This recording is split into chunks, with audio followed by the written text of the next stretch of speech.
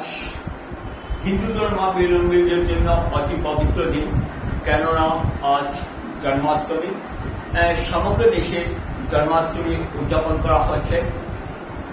ভাদ্র মাসের কৃষ্ণপক্ষ অষ্টমী তিথিতে উদযাপন করা হয় জন্মাষ্টমী।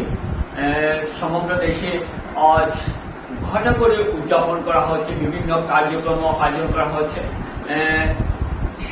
মন্দিরে মন্দিরে সাজিয়ে তোলা হচ্ছে জন্মাষ্টমীর জন্য। এবং আপনারা দেখতে পাচ্ছেন যে ঘরেও জন্মাষ্টমীও কিভাবে পালন করা হচ্ছে। এখানে আপনারা দেখতে পাচ্ছেন যে ছোট ছোট শিশু কৃষ্ণ এবং রাধা সাজে সজ্জিত, ওরা নৃত্য পরিবেশন করবেন। আপনারা দেখতে পাচ্ছেন কি সুন্দর ওরা সজ্জিত হয়েছে। শ্রীকৃষ্ণের সঙ্গে বাঁশি রয়েছে, রাধাও সজ্জিত রয়েছে। এখানে শ্রীকৃষ্ণর প্রতিমা আমরা দেখতে পাচ্ছি, প্রতিমা রয়েছে।